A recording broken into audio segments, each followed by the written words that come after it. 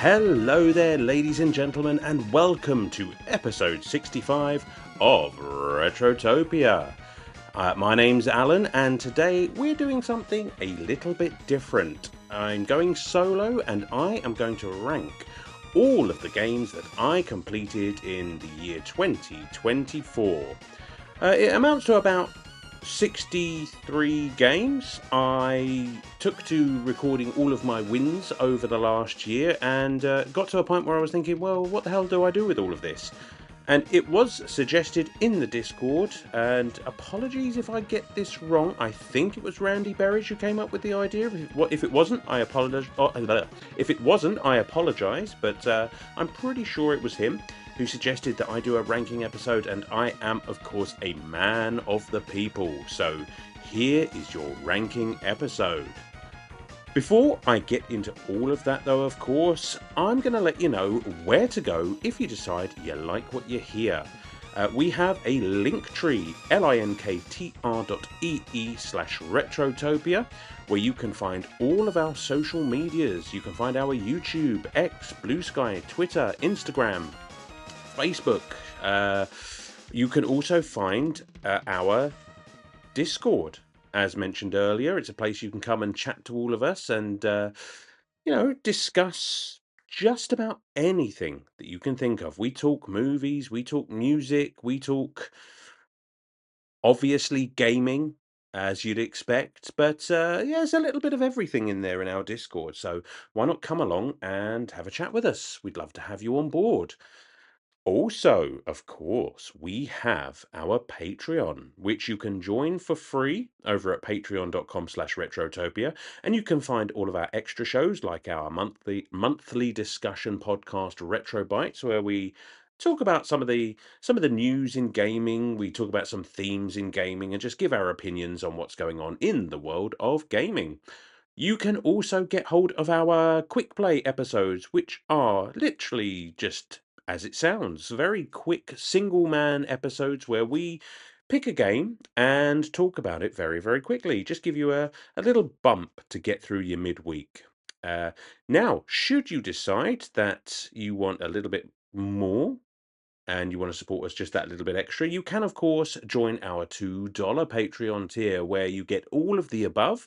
You get access to our Retrotopia After Dark, which is just a little bit of pre-chat, of course, where usually Sam, Brian, and I, or whoever the hosts of the weeks are, just having a little bit of a chat, a little bit of a catch-up before each episode. You can also pick a quick play game, any game of your choice, and give it to any host of your choice and get us to review it for you. So if there's anyone in particular you think has done a good enough job, then you can say, I'll reward you with this lovely video game I want you to play. Conversely, if there's somebody you think is a right proper bastard, well, you can give them a shit game to play and see how they get on with it. Those are a lot of fun, actually. I do really, really enjoy the Patreon pick quick plays. I've played some interesting games that I wouldn't have ever played without them. So really, really good fun.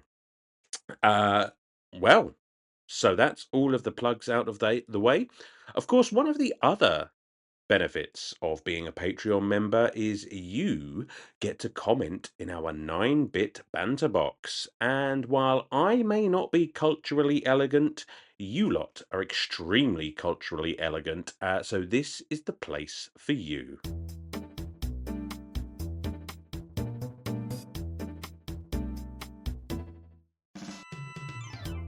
Oh, and plenty to talk about today. You guys went crazy on the old 9-bit banter box this week. I love it. Lots to talk about. So, speaking of culturally elegant, we're going to kick things off with Blaine the Hoagie Man, who says, "Hello, old chapter." I don't know if you meant to say chapter or chap, but I like it. Hello, old chapter. My question is, growing up, did you ever keep a collection of your nose goblins? And if you're not sure what nose goblins are, you'll have to rewatch Ren and Stimpy to remind yourself. Blaine. I was brought up on Ren and Stimpy. I know exactly what nose goblins are. I can't say that I ever kept a collection of them because, like any self-respecting child, I would eat them because that's what you do with bogeys when you're a child. Thankfully, something I've grown out of as an adult. I'm seeing that same questionable behaviour in my daughter as we speak. She hasn't quite figured out that you need to keep a collection of your nose goblins. They're straight down the gullet. And apologies to anyone who's now been turned off the podcast. As for, again, collecting things, I already collect enough. I don't need another collection. The house is just not big enough for a collection of nose goblins, but thanks for asking. Next up, we've got Unbuckled Cape, who says, Dear Collector, how many of these games were played and completed completely on breaks at work? I ask because I know how valuable work break time is to my comic reading, and I imagine it's the same for you. It is. Generally speaking, gaming-wise, I get a couple of hours in the evening to game after the aforementioned daughter has gone to sleep. I would say pretty much any game on this list that is... Speak of the devil. Hello there. You come to join in. She's a special guest on the 9-bit banter box. Apologies. I would say any game that on this list that is a handheld game was almost certainly played and completed at work. So yes, all of the people game. Oh, I'm not editing that out. Where were we? Yes, any games that I played on handheld were almost certainly played and completed at work during my lunch break. Because that's when I usually like to do all my handheld gaming. It just makes it, because I'm not going to be thinking about work. Certainly not. That's a disgusting idea. Thank you for that, Unbuckled Cape. Moving on. So we've got Sergeant Ombre, who says, Good day, sir. Does your wife know that you have strangers swooning over you on the internet? If not, how do you think she'd react? She wouldn't believe you. She wouldn't believe me, she wouldn't believe you, she wouldn't believe anyone who told her. But nobody is swooning over me. Come on, let's be honest. No, thankfully, my wife is incredibly supportive, not just of my desire to game. I mean, she games as well, of course, but also the strange desires of a very nearly 40-year-old man to talk to complete strangers on the internet. She's incredibly supportive, but I don't think she can take the mental leap it would require to believe that anyone is swooning over me on the internet. And I don't blame her. I'm just me. I'm just Alan. Nothing special. Thank you, Sergeant Ombre. Moving on, Super Dave says, How will you top your list for 2025 and still maintain a modicum of a social life? Ah, Dave, bold of you to assume that I have a modicum of a social life as it is. I don't get out much. Pretty much just game all the time. It is something that I plan to do a bit more of in 2025 is actually reigniting the embers of my social life. I think it's one of the things since becoming a father, and I know we're 3 years down the line now, but still just finding time to do the things. We'll be socializing, I think, more or less during the day, because again, I'm getting on now, and the idea of going out in the evening, with people out there and all of that going on, no, I don't think so. No, I'd sooner be in the evenings tucked up, sitting down on a sofa, pretty much horizontal, playing video games. And that's how I'm going to top that list, by just playing the games, just getting through them. I know this year is going to be the year of Sonic the Hedgehog. I'm going to work my way through all of the Sonic games that I can, as well as anything for the show and just anything else that takes my fancy. But we'll see. We'll see if I can beat 63 games. I'm gonna take a fair swing at it. But at the same time, not to the exclusion of fun. I want to still enjoy what I'm playing. I don't want to think about too much about beating scores or anything like that. I just want to have fun playing video games. So, thanks for that, Super Dave. Moving on, we've got Guy Who Does Things, who says, Hello, Alan. Happy New Year, or as the Brits say, be wishing you a Bammy Rogers Todgers, Gov. We do say that. What games are you looking forward to the most in 2025? The first one that came to mind for me was Borderlands 4, which I'm pretty sure we're getting this year. I'm a huge Borderlands fan. Can't wait for that to come out. It's something that I like to co-op again with the missus, and we've been waiting for that game to come out for years now. So I'm very excited for that. As for everything else, I'm not really sure what's coming out this year. I mean, if that, what was it called? Interstellar? The new Naughty Dog game? If that's coming out this year, I don't care what anyone says, I'm looking forward to that game. I can't imagine a world in which that is not a good video game. Genuinely don't understand why people have been kicking off about that one, having not even fucking played the game. It's just ridiculous. So, grow up. I'm very much looking forward to seeing what Nintendo have up their sleeve. I have a funny feeling that we will know that very, very shortly. So, not really a game, of course, but I'm looking forward to seeing what the next system is all about. And Assassin's Creed. I know it's a troubled production and it's been delayed, but again, huge Assassin's Creed fan, and I will keep playing them as long as they keep making them. So looking forward to that one as well. And there's probably about a million other games that I've been looking forward to, and I can't think of any of them right now because, you know, I'm on the spot and I don't do well on the spot. So thank you.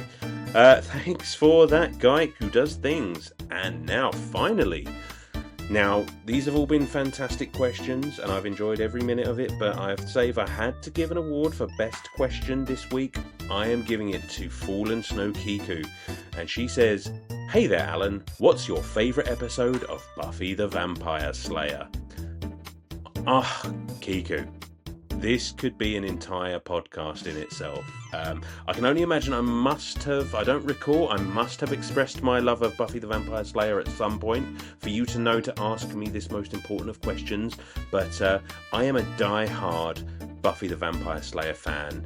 It is undeniably the best show I have ever watched. I don't care what anyone says.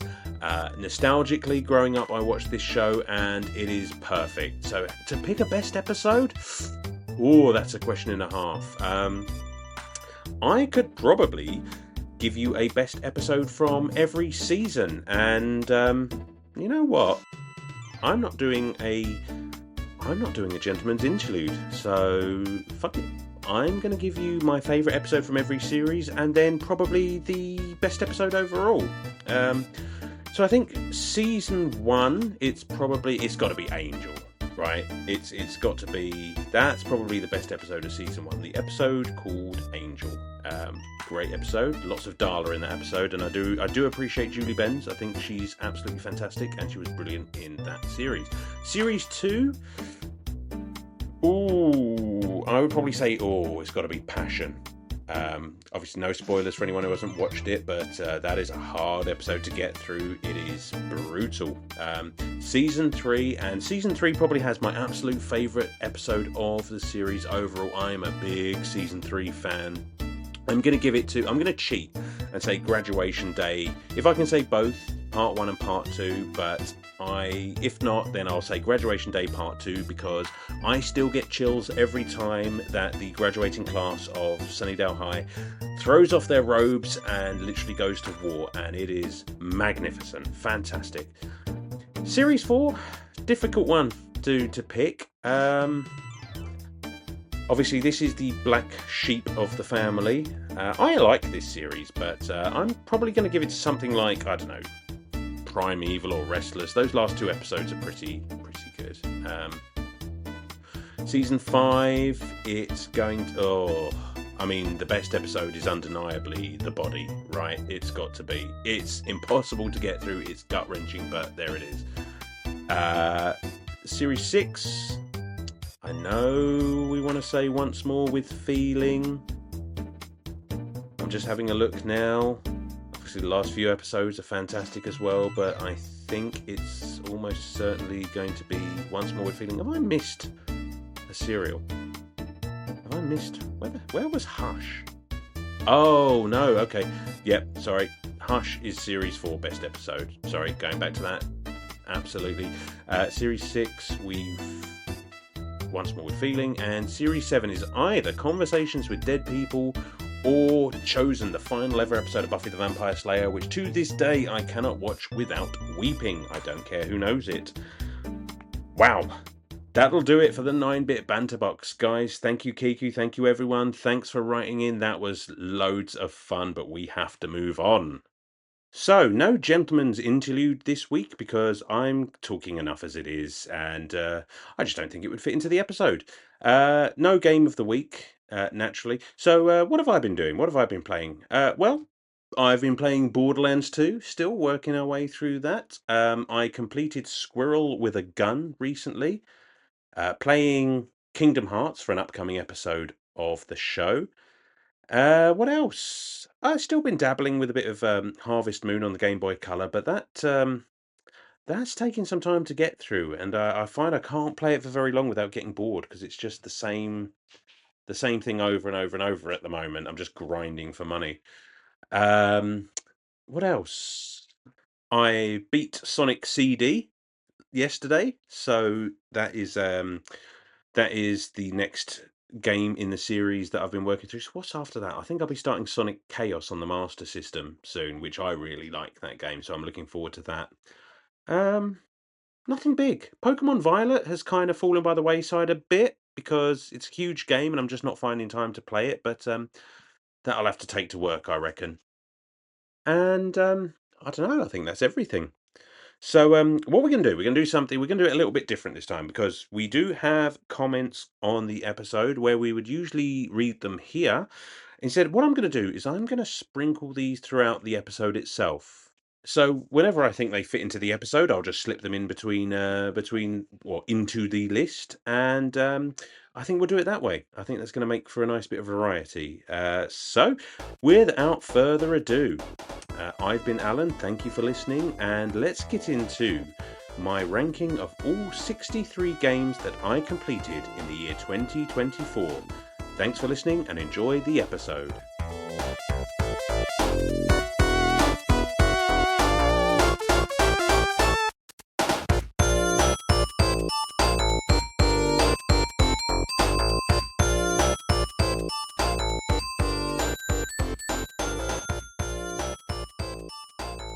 All right then, 63 games to get to and lots to talk about, so let's get stuck in. Now, before I start, I would just like to set a couple of ground rules here, of course. So these are 63 games that I completed in 2024. Some of them were for the podcast, some of them were just for me, just for fun.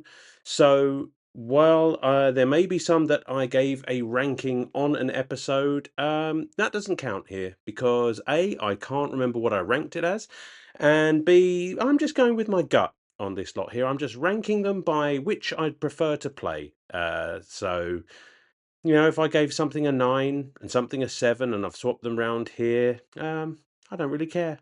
Yeah, my list. So, right, let's get down to it. So before we get into the list here, we're going to kick things off with Sir Busts-a-Lot, who wrote in to say, awesome list of games. Regardless of the ranking order, you have a great variety here, buddy. I hope the new year brings lots of new games to beat.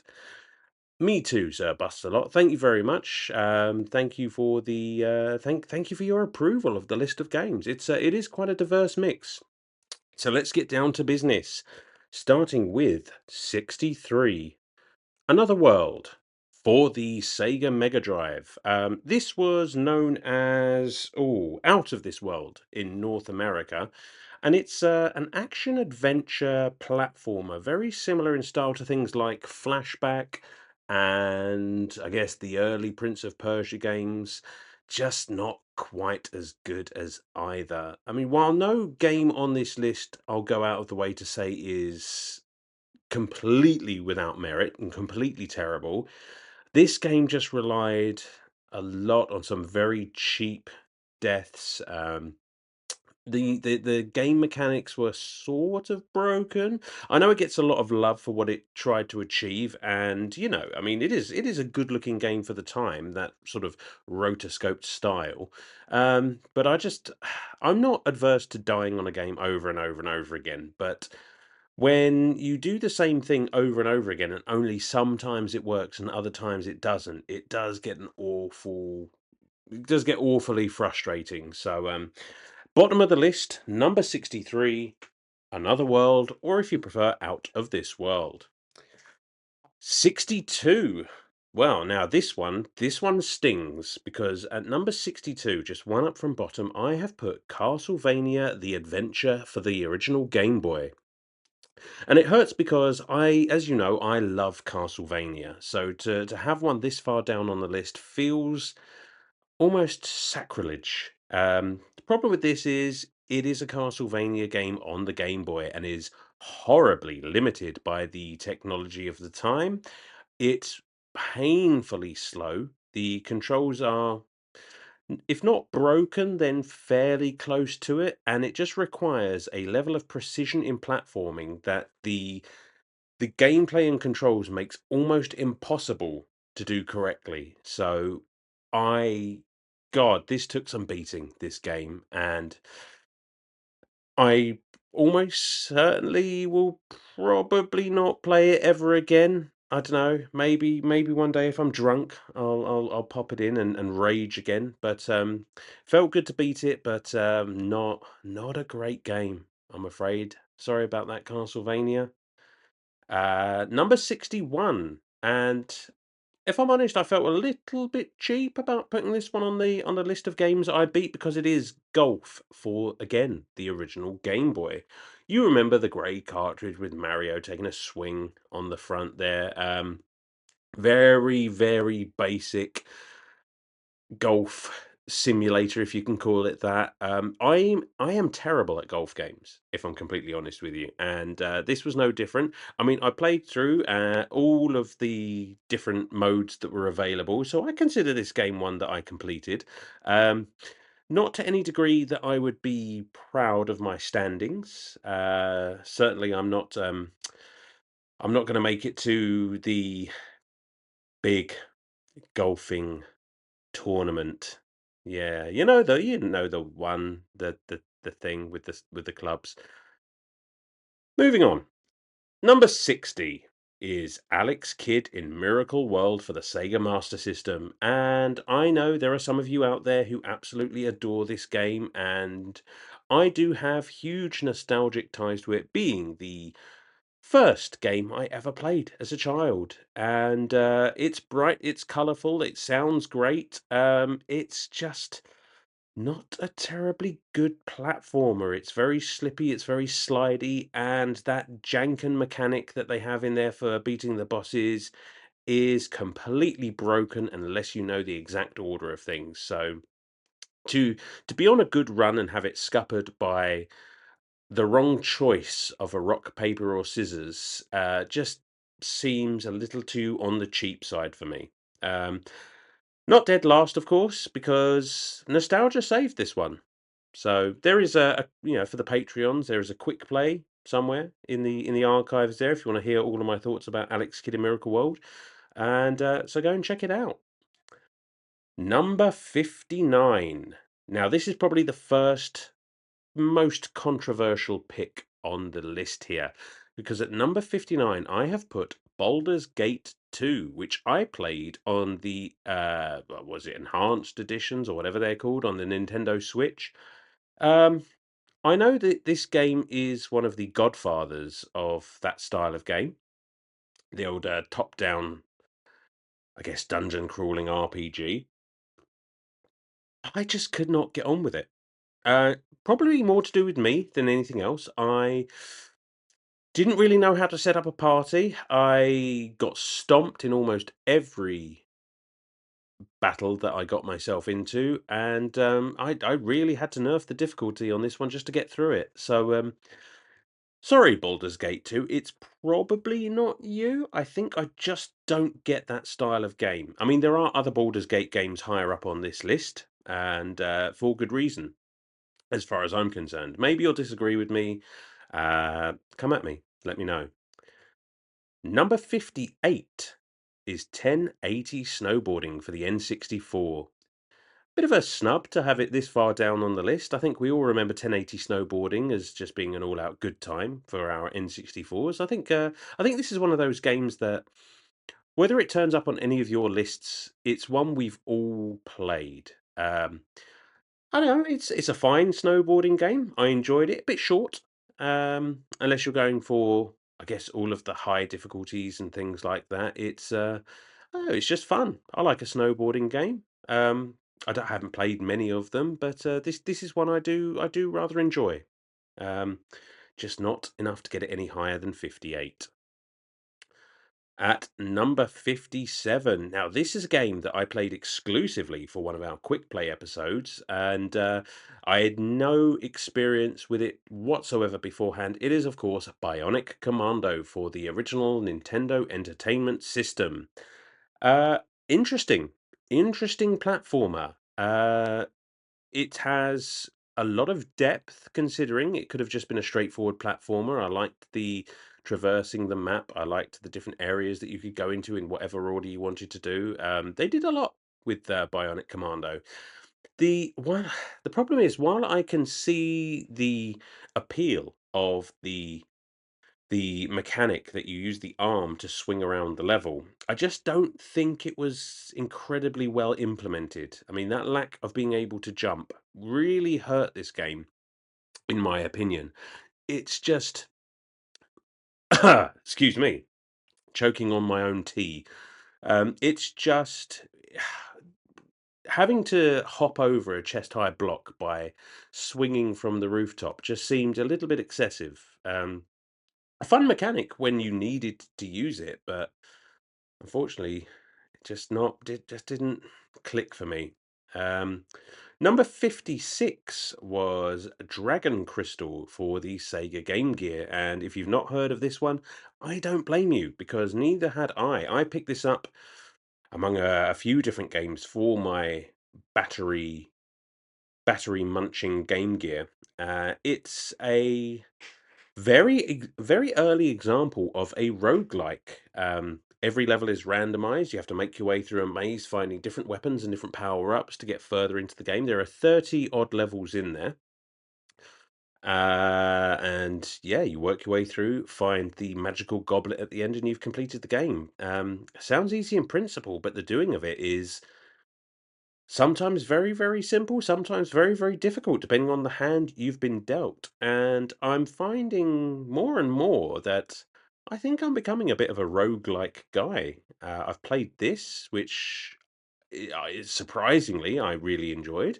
I played, what was it, Rogue Legacy, which I really enjoyed. I think I'm going to have to look into some more roguelikes. I think this is a gameplay style that I could find myself getting into. So yeah, Dragon Crystal looks good, sounds good, plays very well. Nice little hidden gem. Number 55 is again something that I probably would never have played if not for one of your quick plays. Um, this was picked, I think, more out of spite than out of love, but I ended up having more fun with it than I expected. And that is, of course, Pepsi Man for the PlayStation 1. I played it on the PSP. I finally figured out how to get my PSP sick enough to play Japanese exclusive ROMs on it, and so I played the endless runner game Pepsi Man, which I was expecting to suck. Now, I'm not going to say too much about this because I don't think that quick play has come out yet, but it's in the bank, it's ready to go. So I'll give you my full thoughts on Pepsi Man when I do, and surprisingly, not as negative as you might think. So there you go. Moving on to number 54, Lilo and Stitch 2 for the Game Boy Advance. I'll be honest with you, this is a game that my little sister left behind when she moved away, and I just thought, fuck it. It's a Game Boy Advance game. I love Game Boy Advance games. I'm going to give this one a go. And it's a perfectly reasonable, if slightly unremarkable, platformer. It looks very much like the animated movies and series and what have you. So it definitely has that Lilo and Stitch vibe. And plays well enough as well to boot. I actually enjoyed this a lot more than I thought I would. Licensed games do tend to be a bit of a mixed bag, but this one was pretty solid. And I don't know about you, but I've only ever seen the first Lilo and Stitch film, but I really like that film, especially when Stitch just thunder cunts that book into the what's it? Wow, what is he? The social worker's head. I piss myself laughing every time. Uh, Good times. Moving on. Nearly gave it away. 53 is Dissidia Final Fantasy, which was for an episode of Retrotopia. Sam and I talked about this rather interesting Final Fantasy fighter months ago. Can't remember when. It's fine. It's a fighting game. I'm not traditionally very good at fighting games, which means they don't usually rank very high on my list. Very nice to look at, very nice to listen to, and I got on with the game mechanics a lot easier than a lot of fighting games because, as I said, I generally suck at them. So this was something that an idiot like myself could actually get on with quite well. Nice to hear all of those Final Fantasy characters talk and see some of them in full 3D. Especially the ones from the earlier 2D Final Fantasy games. So that was a nice little treat there. Not a bad game by any stretch. I enjoyed my time with it. It's just hampered by the fact that it's not a traditional Final Fantasy game. Then we go to number 52, which was Alien versus Predator for the PlayStation 3. So this year I kind of went on a bit of a if I wasn't playing anything for the show, and if I wasn't playing anything, that was new out that I really wanted to get to, I was just working through my gaming collection in alphabetical order, which took me to all sorts of different consoles and all sorts of different games. And of course, I've got quite a few Alien games. I love the Alien series, the films. Alien versus Predator, which again is a first person, I guess, kind of a first person shooter, depending on who you're playing as, because you do actually get to play as the alien, the predator, and a marine in three rather short but very enjoyable scenarios. I like the variation there of being able to play as the three different races, and I do think they all handle sufficiently differently that it makes it worthwhile. I will say though, while the alien is very enjoyable to play as, the ability to climb walls and ceilings and just be anywhere in the room at any time can be a little bit dizzying at times, but I think they pull it off just as well as you can expect. And this is a good fucking deal better than the Alien versus Predator film, which, oh, what a blight on an otherwise fantastic series. And yes, I do count Prometheus and Alien Covenant as well because I do enjoy those films. Come at me. At number 51, we have Alan Wake American Nightmare. Now, this is I love Alan Wake. I've yet to play the second one. I really want to play the second one. I will be getting on that at some point. Hopefully, maybe I'll get to that this year. Who knows? American Nightmare is I- it's kind of well, I suppose it's not a DLC really. It's a standalone game that was released certainly on the Xbox Live Marketplace, if not the PS3 store as well. And it picks up after the events of the first Alan Wake. It's a lot shorter, and the gameplay mechanics are almost exactly the same. It's just obviously not as rich and full a meal as the original Alan Wake. It's a nice little snack, whereas Alan Wake is the full three-course meal, and I prefer it because of that. But still lots of fun. Always good to be back in that world. I don't understand it, but I enjoy it. Right, so we're going to take a little break here and go to another comment, and we've got Guy Who Does Things, who says, if Little Kitty Big City isn't number one, it means Alan's been paid off by Big Video Game, and thus Retrotopia will lose all credibility. Well, first of all, Guy Who Does Things, bold of you to assume that we have any credibility here at Retrotopia. Um, I posted this list, not this list, in order.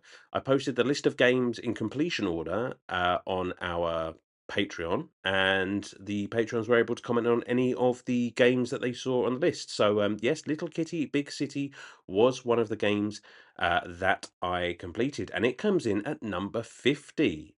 Fun little game, very, very short. I mean, I think this is probably about a 3 or 4 hour long game.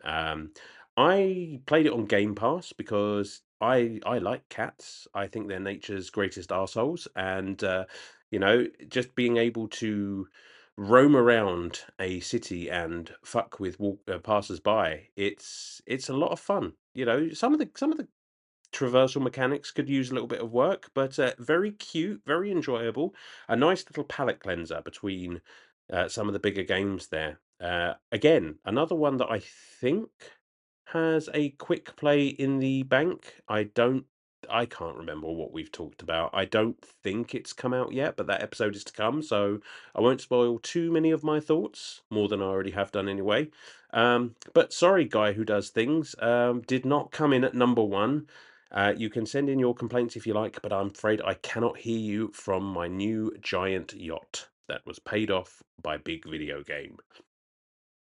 In at number 49 is Donkey Kong King of Swing.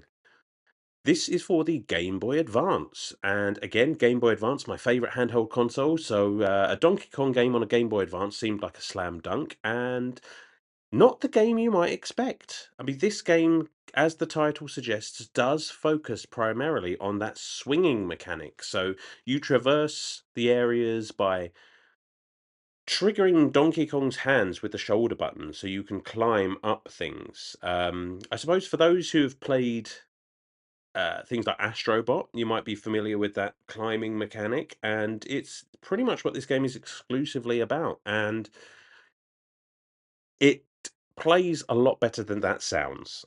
It's very, very bright, vibrant, colorful. Little tricky to get the hang of and get into the swing of. But it is a good, fun little game. I enjoyed it. I'm going to stop for a little tea break. Nothing more British. At number 48, we have the Nomad Soul for the Dreamcast, otherwise known as Omicron, the Nomad Soul. I don't know where to start with talking about this game. It was developed for the Dreamcast by, I think, the same team, the same developers who would go on to make things like Fahrenheit and Detroit and, oh, what's that game? Was it that game that the glitch where he's just shouting, Sean, Sean, Sean? I can't think what game it is. I think that's by the same team anyway.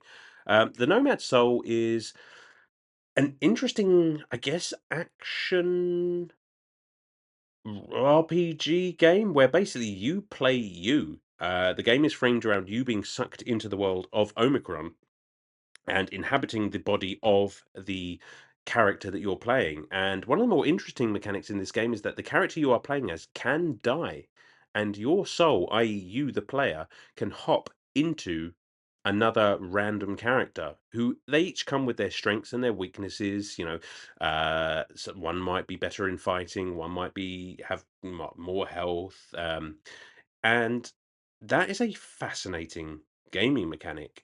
It kind of feels a little bit like, and this is a bit of a stretch, but kind of things like Shenmue, where it's that sort of clunky, but wandering around a town trying to figure out where you need to go next by talking to people and trying to puzzle your way through areas, the odd sort of cutaway to have a fight scene with someone. And it also features original music by David Bowie. So come on, what could be wrong with that?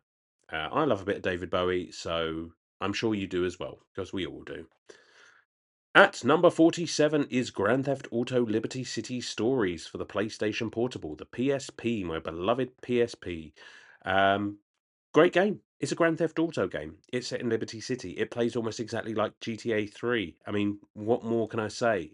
It's not difficult. It's not easy. It's a Grand Theft Auto game. Do I need to say more? It's what you expect. Lots of fun. Basically, it's having GTA 3 in the palm of your hand, and for that, it gets my seal of approval.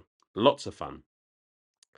At number 46, and I'm surprised I expected this to be a little bit higher, but it is Golden Sun for the Nintendo. Fuck. No, it's the Game Boy Advance. Is it the Game Boy Advance? Yeah, it's the Game Boy Advance. Golden Sun. It's an RPG. Uh, it's a very good RPG.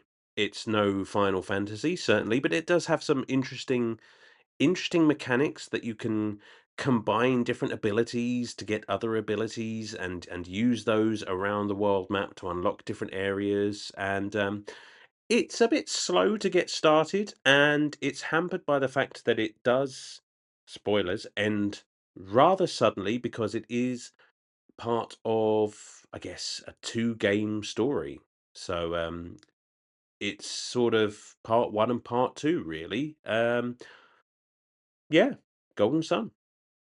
45 is Final Fantasy Ring of Fates, which we just did an episode not too long ago, Sam and myself. It's Final Fantasy. Unlike Dissidia, it is closer to a more traditional Final Fantasy game than Dissidia. A bit more of a Zelda-like, as I think we said on the episode. It's very, very cutesy, at least in appearance. I find the gameplay to be, yeah, very solid. You know, it's nice to have the old enemies on the screen, no random encounters, just go up to them and clobber them like a Zelda game. It's the story though. I mean, we go into more detail on the episode, and if you want to find out, I'm not going to repeat everything here because I think I go into far too much detail already on the episode of Retrotopia, but it is a very, very dark and deep and interesting story. So I think worth a look. Don't expect a traditional Final Fantasy game, but I think it's worth taking a look at. Mm. At number 44, we have the legendary Altered Beast for the Sega Mega Drive. Come on now. I mean, we've all played this game. We know what the story is. Rise from your grave. Yes, Altered Beast, where you take on the role, I guess, of a dead guy who's been picked by, was it Zeus, I think, to go and save his daughter from Hades, and you get to transform into a different beast every level, and that's the secret sauce to this game is the transformations, as it is with quite a few games.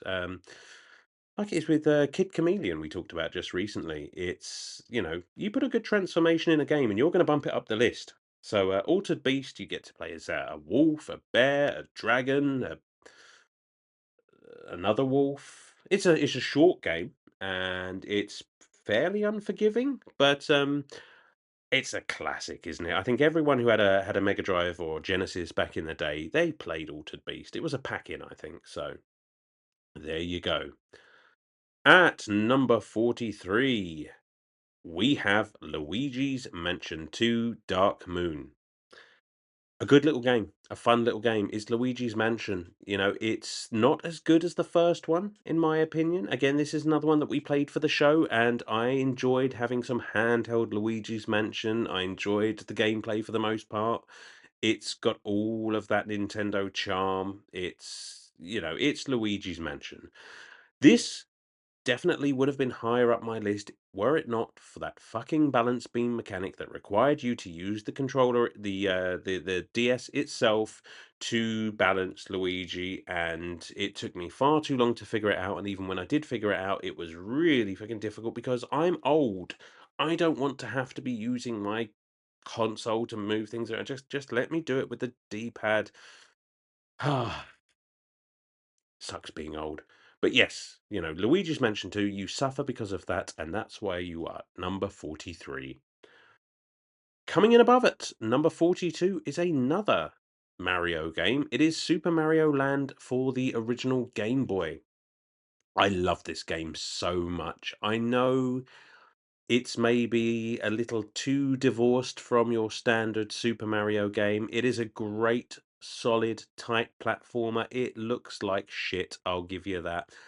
It sounds amazing though, and it plays really well. It's very, very, very short, but this was a game that I played endlessly as a child and was good enough to beat even then, and just It just makes me happy.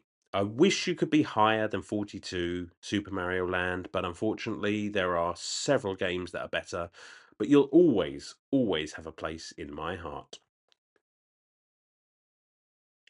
At number 41, a relatively new game on the list, which was Princess Peach Showtime. Again, sort of similar feelings to this as I had to Luigi's Mansion. You know, it's full of that Nintendo charm. It's solid. It's a great sort of 3D platformer. It's nice to see Princess Peach getting some of the limelight. It doesn't have, as far as I can remember, any of those borderline broken game mechanics. The ability to put on other outfits to change the way that Princess Peach plays is fantastic. I really enjoyed that. There's a lot of variety in the game. It's just fine. It's a solid game. It does what it needs to do. It just doesn't stand out like other Mario games. You know, it's fun. You should definitely play it, but you know, you probably end up forgetting most of it after you've played it. So, coming in at number 40 is The Legend of Santa. I know, and I was surprised that this was as low as it was as well. We were beaming about this game when we talked about it, and for good reason. I mean, I think the reason it is so low is because of how short it is. I think if had it been a longer game, and if they do add more to it, then you know I'll be more than happy to revisit this. But a very solid Mario-like platformer with a Santa Claus skin all over it. We played this at Christmas. It is the perfect game to play at Christmas. I played it on the Switch. I have no idea what else it's on.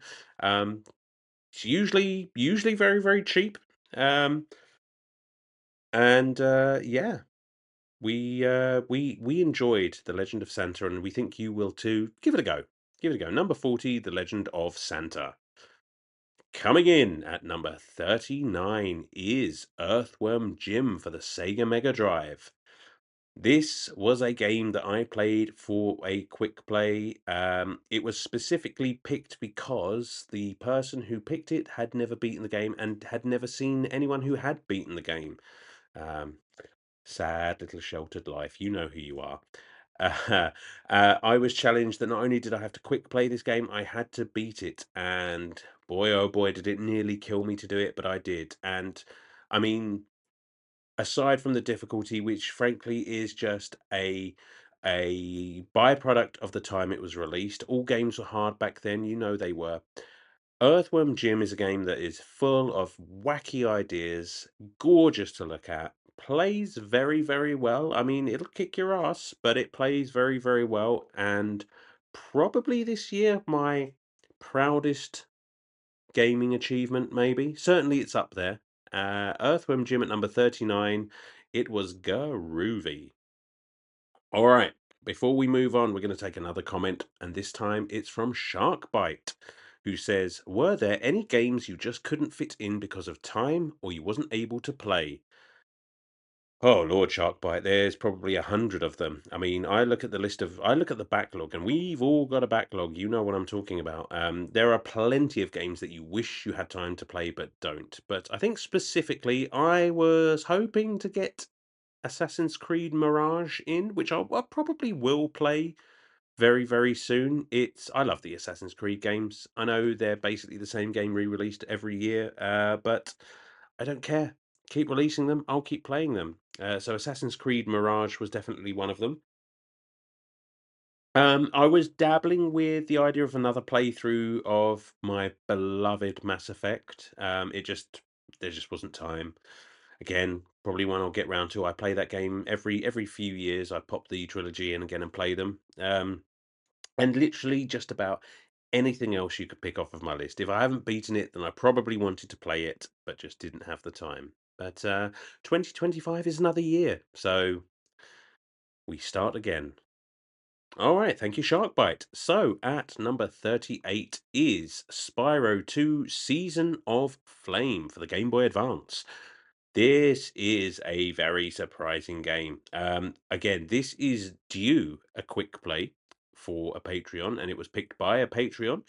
and I'm not going to say too much about it because we haven't even got that episode out yet. So again, I don't want to spoil my thoughts, but a very surprising little game. I'm not a Spyro guy, not because I don't like Spyro, but just because it's one of those game series I've never really had much experience with. I think I played a little bit of the first one, but beyond that, I am a Spyro novice, and well, without spoiling too much, if the other games in the series are as good as, if not more, than this game, you might just have a fan in me because I enjoyed Spyro 2 Season of Flame quite a bit, and that's all I'll say. Moving on to number 37, and this is again another probably controversial pick. It's Metal Gear Solid 5 I played it on the PS4, and this goes for Metal Gear Solid 5. Oh, what was the one before and then the one after? Phantom Pain. No, that's it. Phantom Pain is the second bit, and the first bit is whatever. There's probably people screaming it out right now. I can't remember. There's too many games here. Sue me. Metal Gear Solid 5 is a fine game. It is hampered by the fact that it had a troubled production, of course, between Konami and Kojima. I love Metal Gear Solid in spite of myself. It's a series that I have played almost every single game in. I love the story. I just suck at stealth games, and I find myself not getting bored of the stealth. I do play it in order to see because these stories they're just bonkers, and that's what I'm here for. So the gameplay I can take or leave, but I enjoy the characters, I enjoy the story. And the problem with Metal Gear Solid 5 is that while there is a fantastic story here, it is far too bogged down in a lot of secondary missions that are more or less the same mission sort of rinsed and repeated, and you have to do quite a lot of them to unlock the next part of the story. So I don't know why it felt it needed to be open world. It just felt a bit stretched thin. That's all. So fine game, and it plays probably the best in the entire series. It just felt like there was too much world and too little in it, if that makes sense. So sorry, Snake.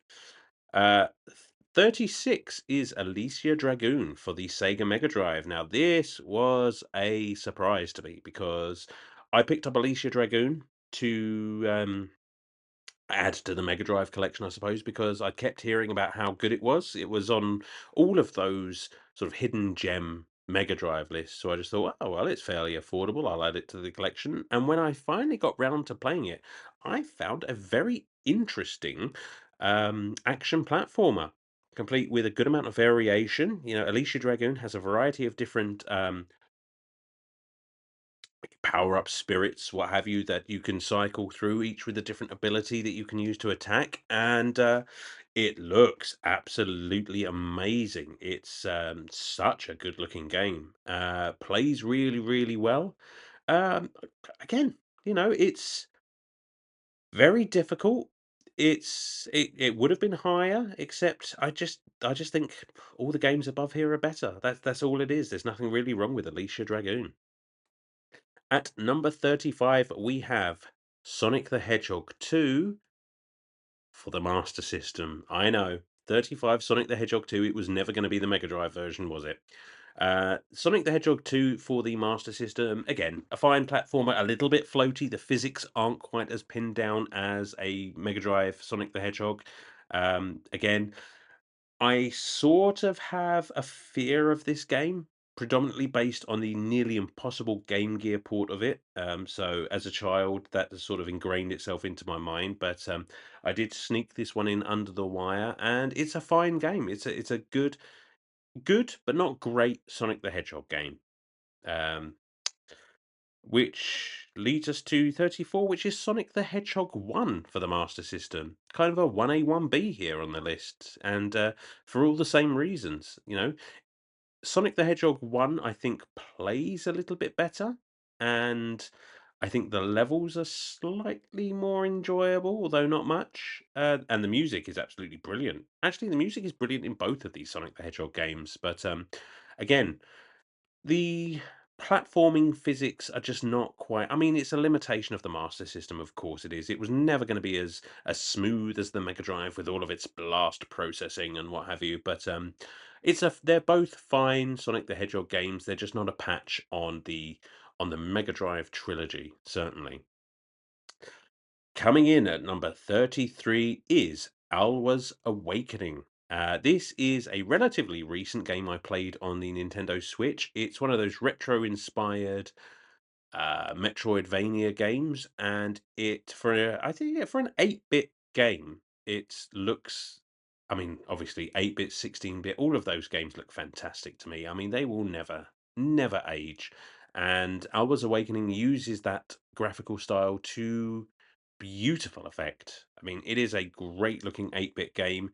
Nice, tight, solid gameplay. It could perhaps do with a tiny bit more variation in the abilities. I mean, I think one of the best things about a Metroidvania are all of the different abilities that you can collect, and this game does have them, but there's just not that many of them. So that hampers it just slightly. And that's really the only complaint I can come up with for that one. Again, I think there's a quick play for that somewhere. If you're a Patreon, go and check it out. At number 32 is Buster Busts Loose for the Super Nintendo, which is again one we covered not too long ago. Beautiful, beautiful platforming game. Again, it looks like you're playing a cartoon. It sounds like you're playing a cartoon. It's got those lovable tiny tunes in it, so you can't go wrong with that. It's just a little bit short. It's just that American football level, and if you wanna know my feelings about the American football level, you can listen to the episode of Retrotopia about it because I bust loose on the American football level there. So, that hampers it ever so slightly. It would be higher if not for those things. So, there you go. At number 31, we have The Legend of Zelda: Echoes of Wisdom. Probably one of the, if not the newest game on the list. I am a die-hard Legend of Zelda fan, and it was so wonderful to see Zelda get her own game. It felt like it was a long time coming, and they released this on the Switch, and it's good. It's not amazing, but it is very, very good. It's just and I don't want to go into too much detail because this is a relatively new game, so I don't want to spoil things for anyone. But I suppose it's no spoilers to say that the main mechanic of the game is Zelda's ability to create echoes of hundreds of items in the world that you can use to solve puzzles and fight enemies. And while it's a good ability and it's very, very clever, there's far too much choice. There's far too much scrolling through things, and frankly, it feels like every couple of minutes or so you're effectively pausing the game to find a new thing to solve something, and it really does slow down gameplay. And I really would have liked to have seen Zelda be able to perhaps cut loose in a more chic from Ocarina of Time. I nearly forgot what Ocarina of Time was then. My God. It would have been nice to see her be able to use more of those kind of abilities. So a fine game, just not the greatest of Legend of Zeldas. Now, speaking of a great Legend of Zelda game, it's not even a Legend of Zelda game. At number 30 is Alundra for the PlayStation 1, which is an incredibly close Zelda-like released for the original PlayStation, and it's a fantastic game, this. It's again one of those games that looks fantastic. It is hampered ever so slightly by that slight isometric platforming thing, which does make it very, very difficult to line up your jumps, but it's chock full of amazing puzzles. It has great combat, it has a fantastic story, and so there is one central village to the entire game, and rather than static villagers and what have you that you just revisit every time you fulfill a dungeon or a quest or what have you, things happen in this village that are dark, shocking, heartbreaking at times. It is a very vibrant world with some great storytelling to it, and I would recommend Alundra to anyone. It's not easy, but it is a very rich meal. So Alundra at number 30. At number 29, we have Baldur's Gate Dark Alliance, which I told you there was going to be more Baldur's Gate on this list. And Dark Alliance, of course, for the PlayStation 2, is an example of a dungeon crawler that I do get on with because this is very much a hack and slash dungeon crawling RPG. So rather than having to build your characters, I mean, I suppose there is character building in this. You know, you get to put sync points into abilities and what have you. It is so much fun. We played this co-op, my wife and myself, and just had a blast all the way through. Just clobbering enemies and stealing gold from each other, and it's I yeah, just very very enjoyable if you're playing it with a friend. The only reason that I rank this below, and spoilers, there is another Dark Alliance game further up this list, is that the necessity to heal through potions and what have you.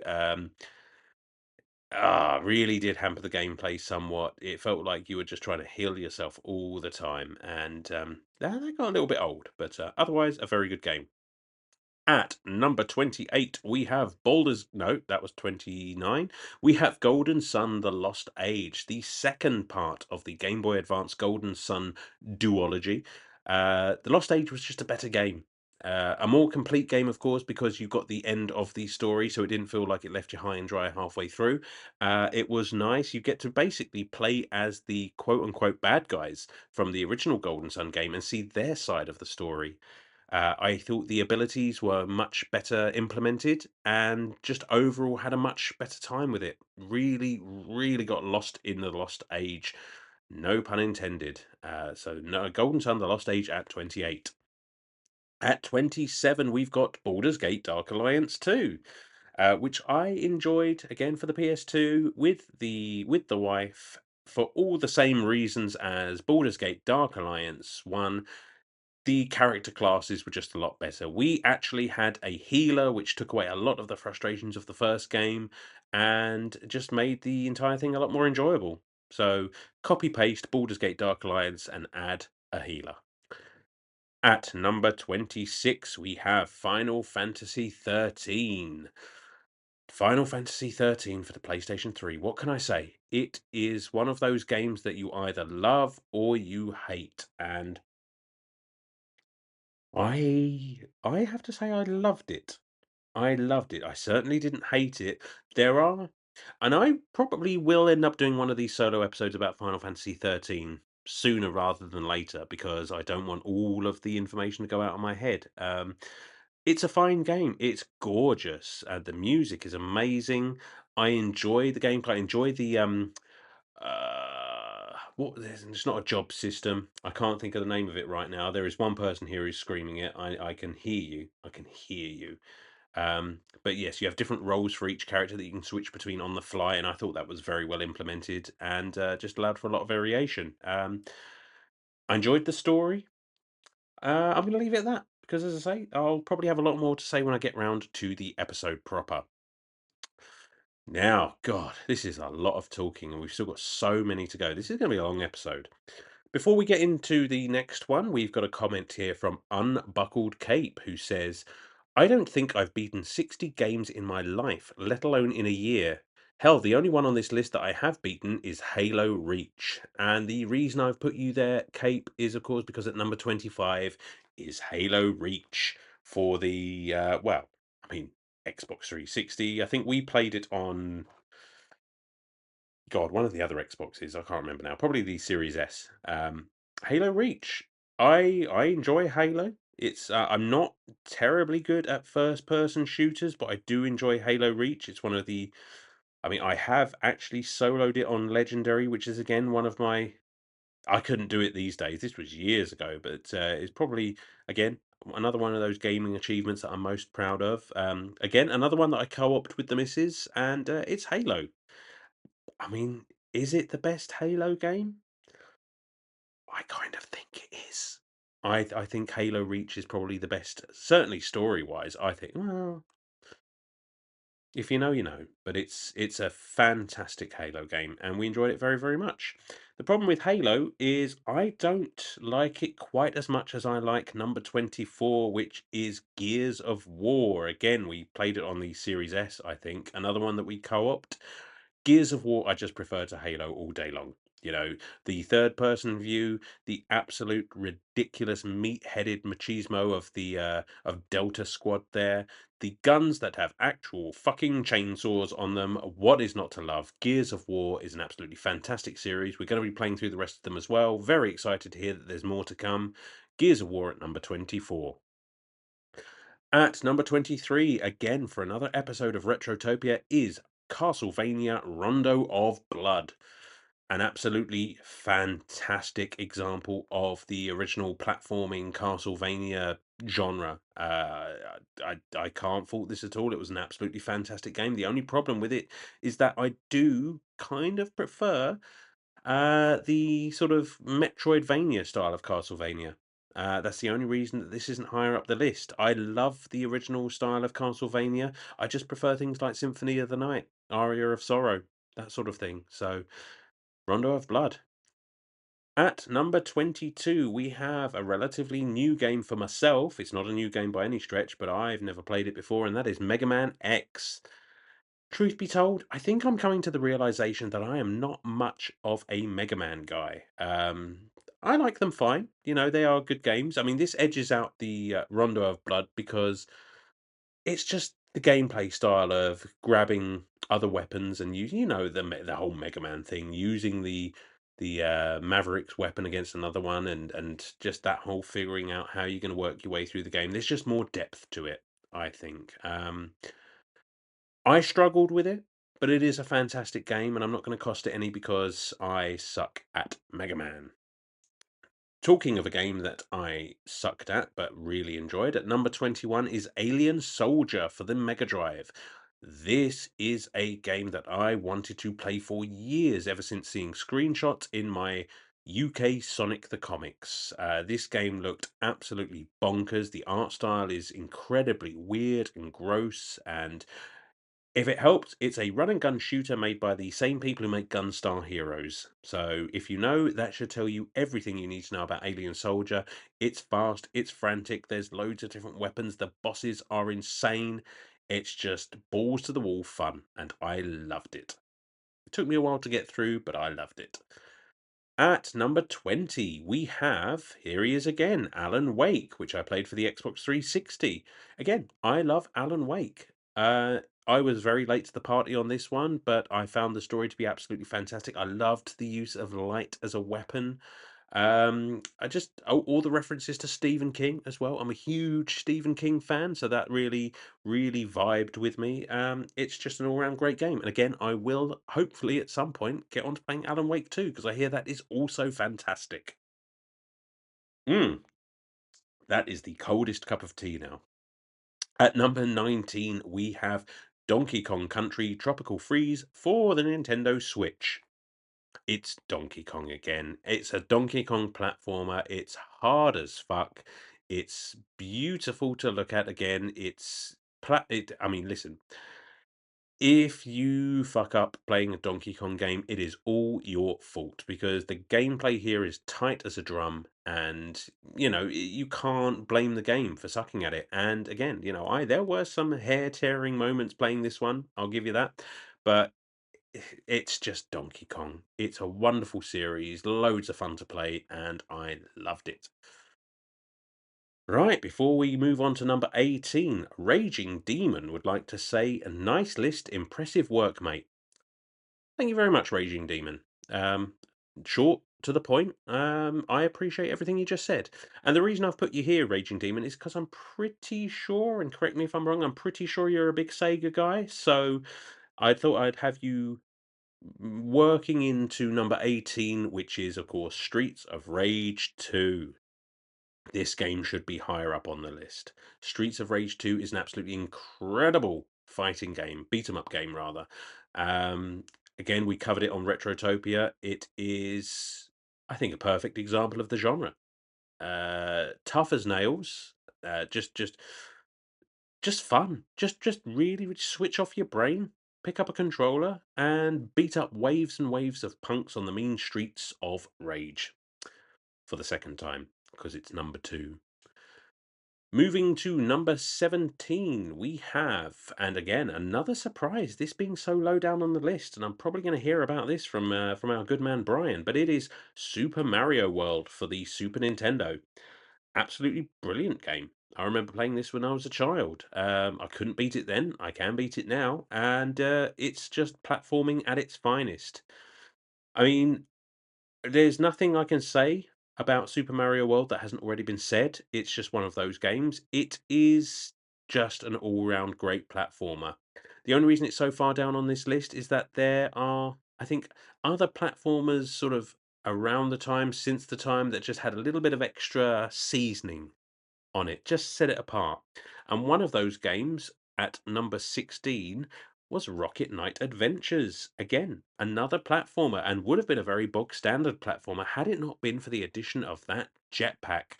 And also the level variety, can't fault that as well. You know, the ability to have a side-scrolling shoot 'em up level, a upward scrolling level where you have to dodge falling walls, a level where you play Rock'em Sock'em Robots with Axel gear. There's a lot going on in this game. Again, a stunning example of why I think, maybe controversially, but the Sega Mega Drive will always look better to me than the Super Nintendo. It's just gorgeous. Like we said on the episode, it's like playing a cartoon. A a Coke-filled cartoon full of possums, knights, and jetpacks. So there we are. In at number 15 is Axiom Verge, which is, I played it for the PS4. It's a Metroidvania, and I love a good Metroidvania, and this is a good Metroidvania. Again, in that sort of 8-bit art style, which it uses to incredible effect. Um, Lots of different moves and abilities, a huge map to play through. It's just a solid Metroidvania. It's a great example. I think it was. Am I right in thinking this was developed by like just one dude? Because if that's the case and it's the game I'm thinking of, that's incredible. It's an incredible achievement. I've yet to play Axiom Verge 2. I've got it up on my PS5. I think it was free on PlayStation Plus at one point, so I snagged that. Looking forward to playing it. Speaking of PS5, at number 14 is Astro's Playroom, which, as we all remember, was the preloaded, pre-built in uh, almost tutorial for the PlayStation 5 and its controller. It didn't introduce Astro as far as I know. I think there was one before that, which I've not played. But Astro's Playroom was way more fun than was effectively a tech demo had any right to be. It definitely wet my whistle for the Game of the Year Astrobot, which you may see a little bit higher up on this list if you're lucky. We'll see. But absolutely, again, snare drum type platforming, wonderful 3D world, lots and lots of fun. Speaking of platforming in 3D worlds, I guess, kind of. At number 13 is Star Wars Jedi Survivor. I love Star Wars. Can you tell? Has it come up at all in any of the other episodes? I think it might have done. And Jedi Survivor was a continuation of the story from Jedi Fallen Order, which I have to admit I do think is the superior game. Jedi Survivor is an absolutely fantastic addition to the Star Wars, I suppose. Is it canon? I consider it canon. Fuck it. Why not? Everything is canon if you say it's canon. So the only problem with Jedi Survivor is that while it did tell an incredible story, it took a while to get there. And I think the addition of what is effectively an open world to this game kind of killed the pacing of the story just ever so slightly. Once it got going, it was fantastic. And all of that juicy Jedi gameplay that you had from the first game is still here and present. And this had some incredibly hard hitting moments.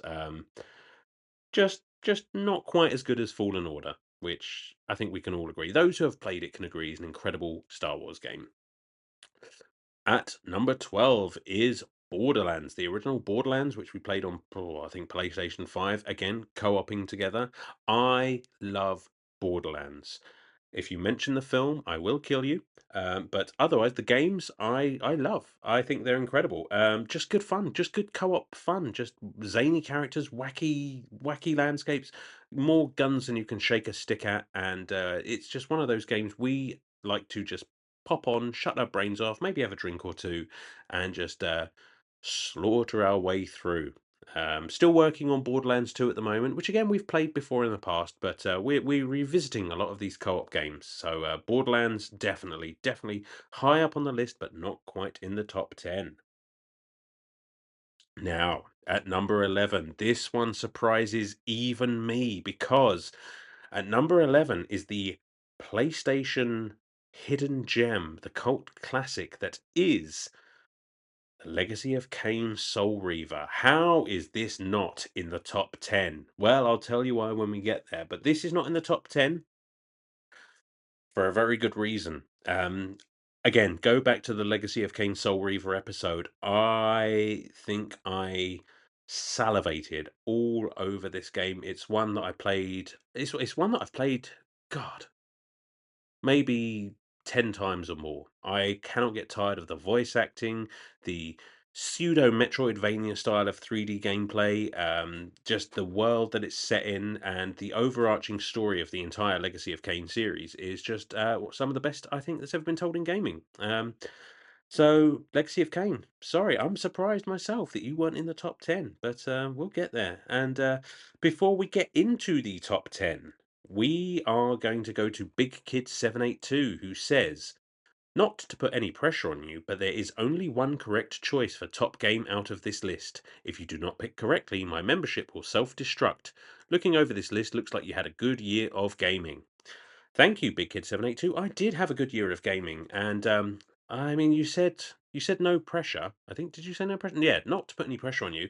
That feels like an awful lot of pressure because I don't really want your membership to self-destruct. The problem is you haven't told me what that correct choice of game is. So God, here's hoping that I get it right. Obviously, if I don't get it right, maybe just step away from your membership because I don't want you to get caught in the blast. You know, don't want to lose you, big kid. Yeah, you mean a lot to us. Right. The top 10. Here we go. My God, we're getting there. And this is probably the longest I've ever talked about anything ever. In at number 10 is my beloved Sonic the Hedgehog for the Sega Mega Drive. Just in the top 10, which says a lot about the rest of the games on this list. Now, as you know, I am a die-hard Sonic the Hedgehog stan. I love the series. I love Sonic. I love everything about this, even the bad games. I love them. Sonic the Hedgehog on the Mega Drive is not a bad game. It's just a little slow. They haven't quite figured out what they want the series to be yet. While I do think the platforming's nice and tight, it's Brian had something when he said that it doesn't really allow you to open up and get that whole speed thing that they were so adamant on pushing about Sonic the Hedgehog. And hopefully Brian's not listening to this because hey, he doesn't need to know that he was right. He'll get a big head, and I just don't have to put up with that. So Brian, if you just joined us now, you're wrong. Everything you're just wrong. Moving on. Number 9 is Super Mario RPG for the Nintendo Switch. And again, this is a very surprising one to me because we never got Super Mario RPG over in the UK. I'm sure there's probably ways I could have emulated it or I could have done so, but I'm not very technologically literate. I couldn't figure all that sort of stuff out. It took me that long just to get my PSP to play fucking Pepsi Man. But Super Mario RPG, when we did finally get hold of it, is just wonderful. It is so much fun. It's very charming. The gameplay is brilliant. I just had a smile on my face the entire time playing it. I cannot fault a thing about it. Super Mario RPG at number 9. In at number 8, and again, surprisingly low down on the list, is the Resident Evil 4 remake. Again, I love Resident Evil. It's a fantastic series, and I love it dearly. Again, I've got I think every game upstairs on the shelf, and I love them all dearly. The problem with the Resident Evil 4 remake is that it is a remake of Resident Evil 4, And going in, I didn't think Resident Evil 4 needed to be remade. I'm still not sure it needed to be remade, and the remake is outstanding. But I sort of think, well, a lot of the work was already done for you. There, it was, I guess, was it remade from the ground up? I'm not sure. It was just too close to the original for me to get it any higher. When you look at something like Final Fantasy VII remake, I mean that is night and day. This, I'm not sure there was enough in it to justify it being higher up on my list. Still a fantastic game though, because Resident Evil 4 is a fantastic game. At number 7, and again, the reason why Legacy of Kain Soul Reaver did not make it into the top 10 is because number 7 is the Legacy of Kain Soul Reaver remake, which came out recently. I will shout from the rooftops that everyone needs to buy and play this game because A, it's a remake of an already fantastic game. And I know what I just said about Resident Evil 4. Hold on, because this game really did need cleaning up. The graphics are so much better. The gameplay, just the ability to control the camera is just fantastic. The ability to see where you're going more easily meant I found so many new areas that I'd never found before, and yet they've kept all of the voice acting, they've kept all of that wonderful gameplay. It's just the game I love so dearly taken up several levels, and that's reflected in my list. It basically has been taken up several levels. So Legacy of Kain Soul Reaver remake, now my favorite way to play that game, and I certainly hope enough people play it so that we get a new addition to the series, because that would make me happy. In at number 6, it's my boy Sonic again. Sonic Superstars for the PlayStation 5. Fantastic return to form for Sonic the Hedgehog. I mean, it's no secret that he's not done too well in the 3D space of late, and Sega are figuring this out. They're starting to put Sonic back in 2D where he shines. And Sonic Superstars was a fantastic example of why Sonic works in 2D. Beautiful game, fantastic gameplay, surprisingly hard as well, especially towards the end. Like I got the rage a little bit with this one, but my boy's back, and I can't wait to see what they do next. So Sonic Superstars, reinstilling some hope in the Sonic fan base, I think. At number 5, we have Metroid Zero Mission. Again, a Metroidvania, one of the Metroidvanias, a remake of the original Metroidvania, arguably. Metroid Zero Mission is, again, another one of those remakes that just does everything better. I mean, the original Metroid is a fantastic game, but literally every aspect of Metroid that you can think of is improved and then expanded upon in Metroid Zero Mission for the Game Boy Advance, and for that, I love it. I love the Metroid series, and Zero Mission just took everything that was good and just dialed it up. What a fantastic game! Again, we did an episode on it. Go and check it out. I think even the uninitiated into Metroidvanias have found themselves loving this game, and well deserved. At number 4, we have Prince of Persia: The Lost Crown, and I could not believe that this beat a Metroid game. Prince of Persia: The Lost Crown. I love the Prince of Persia series. I played this on the Switch, I think. It's a Prince of Persia Metroidvania game. My God, what could be better? Not much, as it turns out. It's in at number 4. Just an amazing Metroidvania all round. The gameplay is just so tight and precise, and the bosses are just insane, and the difficulty is just right. I mean, it is hard, but it's never cheap, never unfair. I mean, I will recommend Prince of Persia: The Lost Crown to anyone, and that surprises me. That surprises me because, I knew I loved the Prince of Persia, but I did not think that this game would be as good as I thought, as good as I found it. So, in at number 4, Prince of Persia: Lost Crown.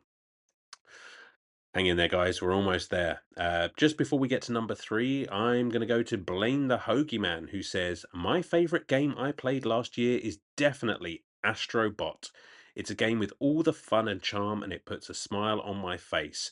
Blaine, I cannot agree with you more. In at number 3 on my list is Astrobot for the PlayStation 5 Game of the Year 2024. What A game. Astrobot is one of those games, if you've not played it, it made me feel the way I felt the first time I played Mario 64 on the N64. It is just the perfect, the now, I think, definitive 3D platforming game. It is so much fun. It's so chill. It has difficulty spikes exactly where they're supposed to be. It's got the challenge if you want it. You can avoid all of that and just play the game as you like. It has everything. So many callbacks to the entire history of PlayStation as well. It's just like, again, another game that I just could not stop smiling while I was playing. It's just Astrobot deserves all of the praise that it's getting, and it's getting a lot for good reason. At number two, well, before we get to number two, actually, we've got Fallen Snow Kiku, who says, "Darn, that's a lot of games. My personal favorites that I played and slash or finished for the first time in 2024 off the top of my head are probably Chrono Trigger, Cyberpunk 2077, and Limbo in no particular order. But I'll have to try and figure out what all I played then. Uh, well, I'm not sure about that last bit, Kiku, but the rest of it makes perfect sense. Um, Limbo is an absolutely fantastic game. I love that game. If you've what's that other one? If you've not played Inside and you like Limbo, play Inside. Very, very similar game. And if you have played it, then you already know. Cyberpunk, I've not played, although the wife has, and she says it's fantastic. I'm looking forward to that. Maybe that's one of the ones I'll get to this year. Who knows? But the other one at number two is Chrono Trigger, as you mentioned. How can I say any more about Chrono Trigger? I mean, this is just a game that all of us here at Retrotopia love dearly. It is, to my mind, the perfect RPG. It has everything. It has the visuals, it has the music, it has one hell of a story. It is just so replayable. I love Chrono Trigger. I love it almost as much as I love the game at number one. Just again, I'm well, maybe I'm not surprised that Chrono Trigger is at number two, but maybe you are. Maybe you're surprised that Chrono Trigger isn't number two, because here we are. We made it at number one on my list of games that I completed in 2024. Absolutely no surprise to anyone who's been listening to the show for any length of time. It's, of course, Sonic the Hedgehog 2 for the Sega Mega Drive. Maybe a bit of an anticlimax, I know, but what can I say? I was born, raised on Sonic the Hedgehog, and Sonic the Hedgehog 2 is the game that cemented me as a gamer. It's the reason I am talking to you now, because of Sonic the Hedgehog 2 just setting me on the path to be a gamer for the rest of my life. It's, to my mind, the perfect platformer. It looks just, ah, what can I, it looks gorgeous. It's the music. Come on, Chemical Plant Zone. I'll put some, oh, you know what? I'll put that in. I'll put Chemical Plant Zone in right here.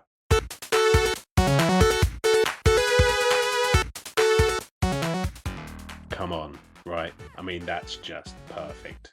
I mean, Sonic the Hedgehog 2, literally, undeniably the best game I've ever played, um, at least from a nostalgic and historical point of view.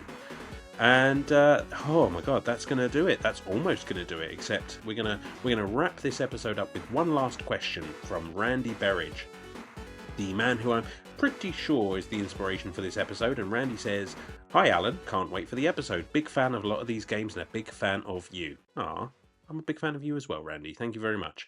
3 questions, he says. Surprise of the year, disappointment of the year, and if you could recommend me one game, what would you pick? Surprise of the year. Well, aside from fucking Pepsi Man, I think Astrobot has to be the surprise of the year. I had a feeling it was going to be good, and everyone was talking it up, but I had no idea just how much I was going to fall in love with that game. And I think you've played that one as well, so you know what I'm talking about. Definitely came out of nowhere to cement itself as probably one of my favorite games of all time. Just straight up. Uh, Disappointment of the year. Oh, that's a difficult question, isn't it? Oh, do you know what? I would probably have to say Baldur's Gate 2. Not that it's a bad game or anything, it's just I wanted to like that game a lot more than I did. And again, it's no fault of the game itself. It's just the fact that I did not get you Baldur's Gate 2, and I'm sorry. Maybe I'll try again one day. put a bit more attention into actually how the game works and how the different character classes works, and see if I can figure out a way to actually win some fights. But yeah, just for whatever reason, just did not gel with me. And if I could recommend one game, what would I pick? Oh, tricky one, because I don't know what you've played. I would say if you've not played Prince of Persia: The Lost Crown, give that one a go, especially if you like Metroidvanias, you like platformers. Um, that one probably not as surprising as Astrobot, but certainly up there in sort of my surprise again, because that has stapled itself in one of my favorite games of all time. What can I say? Maybe give Prince of Persia: The Lost Crown a go. See how you think. If not that, then definitely the Legacy of Kain Soul Reaver remake. Buy that game. Buy that game. Everybody buy that game so I get a new one. That's going to do it. That's going to do it for this ranking of all the games I beat in 2024. That's going to do it for this episode of Retrotopia. Guys, thank you very much for indulging me. If you like what you heard, let me know. Maybe I'll do another one of these again next year. Just let me know what you thought. And obviously, tune into Retrotopia every Sunday, wherever you get your podcasts. Come and check out all of our socials and what have you at linktree/Retrotopia. That's linktr.ee/Retrotopia. And from me and everyone else here at Retrotopia, from the bottom of our hearts, I wish you a wonderful 2025, and I wish you a wonderful year of gaming. Game on!